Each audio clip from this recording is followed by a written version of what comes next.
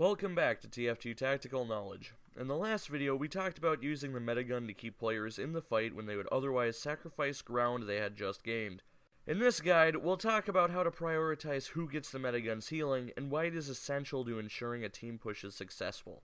As with previous statements, this video assumes that you've been watching the previous ones, starting with a basic guide video. Now with that said, let's get to it. It's tactics time.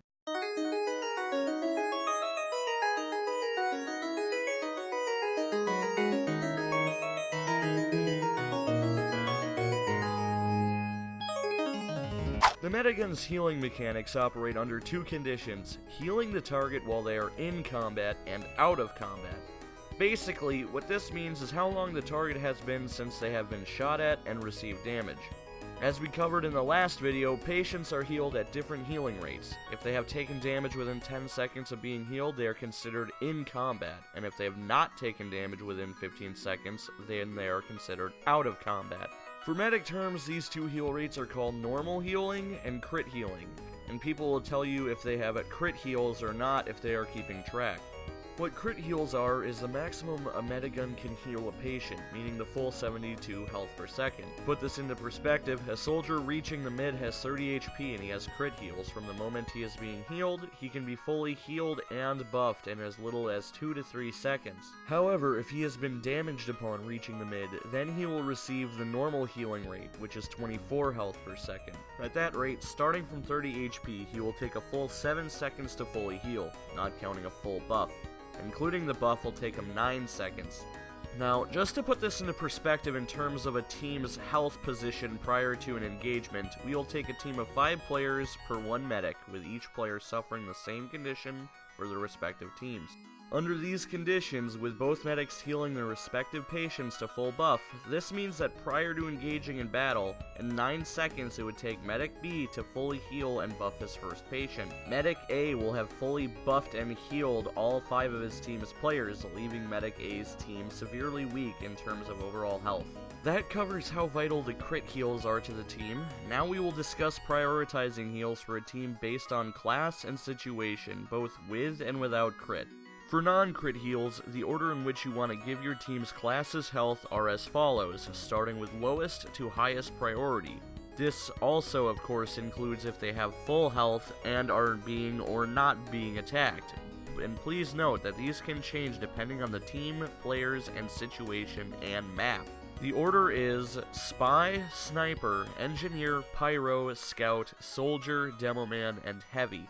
The reason why the Heavy is at the highest is because generally the Heavy will be the focus of everyone's damage, and having the highest health of all classes, he has the largest overheal potential as well as tanking possibility. Whereas the Spy, being a pick class and not expected to be in the middle of a fight, has the lowest priority because he is not a damage dealer in the middle of a fight. Soldier and Demoman are higher on the list because these classes will, on average, be dealing the most damage out of the others, and therefore, like the Heavy, need more heals than the others. Scout, while he's not the highest healing target, can still deal immense damage, but because of his speed and maneuverability can avoid most of it, and therefore requires less healing than his Demo and Soldier counterparts. Sniper, like Spy, will be spending less time fighting and more focused on trying to get picks, and therefore will avoid the front line.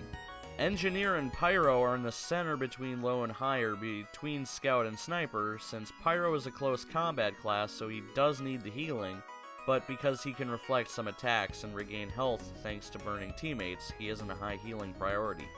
Engineer, thanks to his dispenser, can heal himself to full health without the medic needing to spend time with him. And because he relies on his sentry for most of his damage, he's not often in the front line combat as every other class. Therefore, he does not need healing priority over anyone else besides Sniper and Spy. That covers non-crit healing when classes are at full health and are not in combat. For crit heals, when all classes are either full or not full, and obviously not in combat, the order is as follows. Starting with the lowest to highest: Spy, Sniper, Engineer, Heavy, Pyro, Scout, Soldier, Demoman. The reason why Heavy, Pyro, and Scout swap positions is because Scout needs his full buff as soon as he can so as to be able to harass and attack the enemy team in their flanks. Meanwhile, Heavy, being a slow and high health class, can easily wait his turn while Pyro needs it to better protect both the medic and everyone around him. Soldier and Demoman, being the highest damage dealers overall, require the crit heals so as to be in the front line, dealing the damage they need to, while Heavy comes in with Scout to clean up the now badly weakened enemy classes. These positions change with maps and player skill level, as some teams can have a really good Scout or Soldier that require their large buffs in order to do what they need to do, therefore they will gain the priority over others. Please remember that when healing to remember how long someone has been out of combat if you want to give them crit heals. Let them know to hang back while the crit heals begin to take effect. You only need on average a full 2 to 3 seconds to fully heal and buff any class besides the Heavy. This concludes healing priorities. In our next video we'll cover Uber charge build rates and what situations require an Uber over other situations. Until next time, stay tuned, fellow tacticians.